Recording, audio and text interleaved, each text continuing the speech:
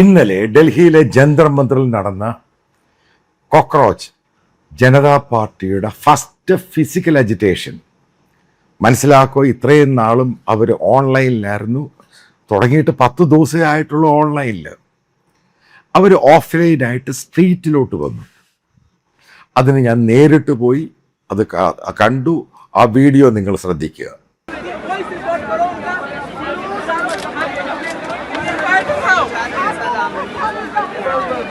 यहाँ आने का सिर्फ एक मुद्दा है कि धर्मेंद्र प्रधान को इस्तीफा देना पड़ेगा। धर्मेंद्र प्रधान को इस्तीफा देना पड़ेगा, चाहे जो हो जाए। हम ऐसे प्रोटेस्ट हर दिन हर समय क्या समझ रखा है हम लोगों को। അപ്പം ഇത് പോകുന്നതിന് മുമ്പ് ഞാൻ അത് ടി വിയിലും മറ്റുള്ള ചാനലിലൊക്കെ നോക്കി എന്താണ് സംഭവിക്കുന്നത്. കാരണം വലിയൊരു മൂവ്മെൻ്റാണ്. ഗ്ലോബലായിട്ടുള്ള മീഡിയയും ഇത് ശ്രദ്ധിക്കുകയാണ്. കാരണം ഏറ്റവും കൂടുതൽ ഇതിനെപ്പറ്റി റിപ്പോർട്ട് ചെയ്തിരിക്കുന്ന ഇന്ത്യയിലെ ഗോധി മീഡിയ അല്ല. ഏറ്റവും കൂടുതൽ ഇതിനെപ്പറ്റി അതിൻ്റെ ഓരോ വെർട്ടിക്കൽസ് റിപ്പോർട്ട് ചെയ്തിരിക്കുന്ന ന്യൂയോർക്ക് ടൈംസ്, വാഷിങ്ടൺ പോസ്റ്റ്, അതേപോലെയുള്ള ഗ്ലോബൽ ചാനലുകൾ ഇതിനൊരു പ്രത്യേക അഡീഷണൽ പാക്കേജ് കൊടുത്താണ് പ്രസിദ്ധീകരിക്കുന്നത്. കാരണം അവർക്ക് മനസ്സിലായി ഇന്ത്യ ഫാസ്റ്റായിട്ട് മൂവ് ചെയ്യാൻ പോവുകയാണ് മോദിക്കെതിരെ. ഇതാണ് അതിൻ്റെ കാര്യം. കാരണം ഈ പറയുന്ന ജേർണലിസ്റ്റുകളൊക്കെ ഞാൻ അവിടെ വെച്ച് കാണുകയും ചെയ്തു, സംസാരിക്കുകയും ചെയ്തു. അപ്പോൾ അവരുടെ ഒരു കാരണം ഈ പറയുന്ന ജേർണലിസ്റ്റുകൾ വെൽ എക്സ്പീരിയൻസ്ഡ് ആണ്, ഇന്ത്യക്കാരുള്ള, അതേപോലെ ഫോറിനേഴ്സ് ഉണ്ട്. കാരണം അവർ വെൽ സ്റ്റഡീഡാണ് ഈ കാര്യവുമായി ബന്ധപ്പെട്ട്. കാരണം ഇന്ത്യയിലെ നരേന്ദ്രമോദിയുടെ ചാനലുകളും BJP ചാനലും ഗോധി മീഡിയ ഇത് കാര്യമായിട്ട് റിപ്പോർട്ട് ചെയ്യുന്ന ഒരു ചെറിയൊരു സംഭവം ആയിട്ടങ്ങ് ഇതിനങ്ങ് ഒതുക്കാൻ ശ്രമിക്കുകയാണ്. പക്ഷെ മറിച്ച് ഗ്ലോബൽ മീഡിയയും അതേപോലെ തന്നെ സോഷ്യൽ മീഡിയയും ഇന്നലെ ട്രെൻഡാക്കി കളഞ്ഞ ഈ സംഭവം ആദ്യം നോക്കുക. ഞാൻ ഇതിൻ്റെ അകത്ത് എത്ര പേരുണ്ടെന്നൊന്നും ഞാൻ പറയുന്നില്ല, നിങ്ങൾ കൗണ്ട് ചെയ്ത് മനസ്സിലാക്കുക. അതാണ് അതിൻ്റെ മറ്റുള്ള സോഷ്യൽ മീഡിയ പ്ലാറ്റ്ഫോമിലൊക്കെ ഇതിൻ്റെ വിഷ്വൽസ് വരുന്നുണ്ട്. എത്ര പേരാണ് ജന്തർ മന്ദിറിൽ രാവിലെ വെച്ച് കഴിഞ്ഞാൽ ഏകദേശം 11 മണി മുതൽ വൈകുന്നേരം 5 മണി വരെ. ആദ്യം മനസ്സിലാക്കിയതിൻ്റെ തുടക്കത്തിൽ ആളില്ലായിരുന്നു.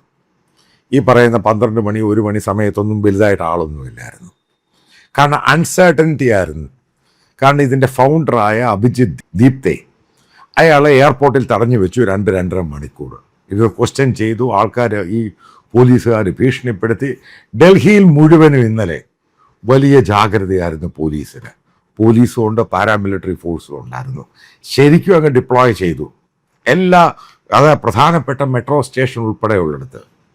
കാരണം കൃത്യമായിട്ട് പറയാം, BJP മോദി ഭരണകൂടം ഭയന്നു.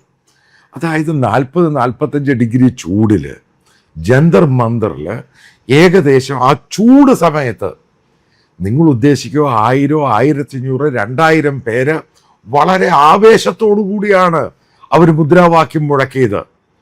അതിനെ തകർക്കാൻ BJPയും സംഘപരിവാറോ RSSും ഹിന്ദു ജാഗരൺ മഞ്ചൊക്കെ അവരുടെ കഴിവതും ശ്രമിച്ചു. 3-4 പ്രാവശ്യം കൂട്ടരായിട്ടാണ് വന്നത്, ജയ് ശ്രീറാം വിളികളുമായിട്ട്. അതിനെ കാസ്റ്റ്, മതം, ഇത് പാകിസ്ഥാൻ വേണ്ട എല്ലാ രീതിയിലും തകർക്കാൻ ശ്രമിച്ചു. അതായത് ഓൺലൈനിൽ ശ്രമിച്ചു, അവരും ഓഫ്ലൈനിൽ സ്ട്രീറ്റിൽ വന്നു. പക്ഷെ അവിടെയും സംഭവിച്ചു.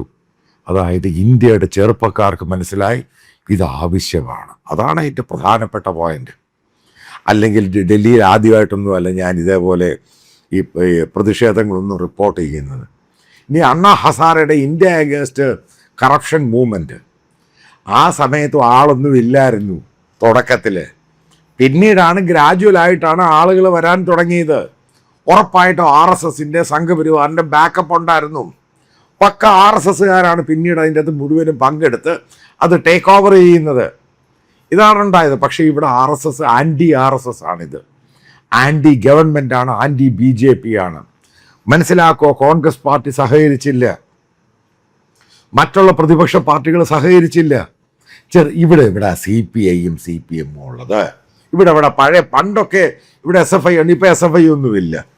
ഇപ്പോൾ ഐസ എന്നും പറഞ്ഞ് മറ്റൊരു വിദ്യാർത്ഥി ഇടതുപക്ഷ വിദ്യാർത്ഥി സംഘടനയാണ് ഉള്ളത്. മനസ്സിലാക്കുക, ഇതിനകത്ത് വന്നിരിക്കുന്നതിൻ്റെ അകത്ത് രാഷ്ട്രീയക്കാരൊന്നും അല്ല, അതായത് ചെറുപ്പക്കാരാണ്. പല ആൾക്കാരുമായിട്ട് ഞാൻ സംസാരിച്ചു. ഒരു മലയാളി ചെറുപ്പക്കാരുമായിട്ട് സംസാരിച്ചു. ഭാര്യയും ഭർത്താവുമാണ്, രണ്ടുപേരും കോളേജ് അധ്യാപകരാണ്. അവരുമായിട്ട് സംസാരിച്ചു. അവരുടെ ഇൻ്റർവ്യൂ ഞാൻ ലേറ്റർ പബ്ലിഷ് ചെയ്യാം. ആദ്യം മനസ്സിലാക്കുക എന്തിനു വേണ്ടിയാണ് ഇവർ തെരുവിലിറങ്ങിയത്. ഈ പറയുന്ന നീറ്റ് എക്സാമിനേഷൻ, CBSE എക്സാമിനേഷൻ ഈ ഗവൺമെൻറ് വന്ന ശേഷം ഏകദേശം 18ഓളം എക്സാമിനേഷനുകളാണ് ലീക്കായത്. അതൊരു ചെറിയ കാര്യമല്ല. ഇന്ത്യയിലെ ചെറുപ്പക്കാർ പിന്നെ എവിടെ പോകും? അതായത് ഗവൺമെൻറ്റിനോട് ട്രസ്റ്റ് ഇല്ല. ഈ നീറ്റും CBSE എക്സാമിനേഷനുമായി ബന്ധപ്പെട്ട് ഞാൻ നേരത്തെ പറഞ്ഞു 50 ലക്ഷത്തോളം സ്റ്റുഡൻസിൻ്റെ ഭാവിയാണ് ഗവൺമെൻറ് കൊണ്ട് കളിച്ചത്. 50 ലക്ഷം. അപ്പോൾ അതുമായി ബന്ധപ്പെട്ട 50 ഇൻറ്റു നിങ്ങൾ കാൽക്കുലേറ്റ് ചെയ്യുക. അവരുടെ പേരൻസും ബ്രദേഴ്സും ഏകദേശം ഡയറക്റ്റ് ഇൻഡയറക്റ്റ് ആയിട്ട് 5 കോടി ജനങ്ങളെ നേരിട്ട് ബാധിക്കുന്ന ഇഷ്യൂ ആണിത്. ഇതാണ് അതിൻ്റെ ഗ്രാവിറ്റി എന്ന് പറയുന്നത്. ഉറപ്പായിട്ടും അതിനെതിരെ ജനങ്ങൾ പ്രതികരിക്കും. മോദി മന്ത്രിസഭ, അതായത് 2014 ഇന്ത്യയിൽ വന്ന ശേഷം നിങ്ങളെ ചരിത്രം എടുത്തു നോക്ക്. ഏതെങ്കിലും പ്രതിഷേധം ഉണ്ടായിക്കഴിഞ്ഞാൽ എല്ലാം പാകിസ്ഥാനാണ്, ഹിന്ദു മുസ്ലിമാണ്, അതിനെ അങ്ങ് തല്ലി തകർക്കുകയാണ്. അപ്പോൾ അതിനുശേഷം ഇന്ത്യയിലുണ്ടായ പല പ്രതിഷേധത്തിൽ പങ്കെടുത്ത പലരെയും എത്രയോ പേര് ഇന്നും തിഹാർ ജയിലിൽ കിടപ്പുണ്ട്. ഇന്ത്യയിൽ എന്താ നേരത്തെ പ്രതിഷേധം ഉണ്ടായിട്ടുണ്ട്. പക്ഷെ ഈ ഗവൺമെൻറ് എല്ലാ പ്രതിഷേധങ്ങളെയും തകർക്കുകയാണ്. സോഷ്യൽ മീഡിയയിലും ഒന്നും പറയാൻ പറ്റത്തില്ല. അവരെയും പിടിച്ച് ജയിലിലിടുകയാണ്. അപ്പം ആ ഒരു സന്ദർഭത്തിൽ ഈ അഭിജിത്ത് ദിപ്ത എന്ന് പറയുന്നത് അമേരിക്കയിലെ ബോസ്റ്റൺ യൂണിവേഴ്സിറ്റി പഠിച്ച കമ്മ്യൂണിക്കേഷൻ മാസ്റ്റേഴ്സ് കഴിഞ്ഞ ഒരു ജേർണലിസ്റ്റാണ്, ബേസിക്കലി പൂനെ ബേസ്ഡ്. അയാൾ ഇന്ത്യയിലോട്ട് വരികയാണ്. അതും മനസ്സിലാക്കുക, ദളിത്. അതിൻ്റെ പേരിൽ സോഷ്യൽ മീഡിയയിൽ അറ്റാക്ക് നേരിട്ടില്ലേ? ഇവിടുത്തെ അപ്പർ കാസ്റ്റ് അറ്റാക്ക് ചെയ്തില്ലേ? ഈ BJPക്കാർ അറ്റാക്ക് ചെയ്തില്ലേ? അയാളുടെ ജാതി എന്താണ്, അയാൾ ലോവർ കാസ്റ്റ് ആണെന്നും പറഞ്ഞുകൊണ്ട് ഇതിനെ എല്ലാം അതിജീവിച്ച് മനസ്സിലാക്കുക. ഇന്നലെ ജന്തർ മന്ദിറിൽ 500 അല്ലെങ്കിൽ 1000 അല്ലെങ്കിൽ 2000 പേര് ആ ചൂടത്ത് കൂടിയിട്ടുണ്ടെങ്കിൽ മനസ്സിലാക്കുക, പാറ്റ ഇന്ത്യയിൽ പെരുകാൻ പോവുകയാണ്. അതാണ് പാറ്റയുടെ ചരിത്രം. ന്യൂക്ലിയർ വെപ്പൺസ് ഇട്ടാലും ഈ പാറ്റ എന്ന് പറഞ്ഞ സാധനം പൂർണ്ണമായിട്ട് പോകത്തില്ല. ഇവിടെ ഗവൺമെൻറ്റും സംഘപരിവാറും അവരുടെ എല്ലാ സോഴ്സും, സോഷ്യൽ മീഡിയ അല്ല, ഫിസിക്കൽ മീഡിയ ആണെങ്കിൽ അവരെല്ലാ രീതിയിലും തടയാൻ നോക്കി.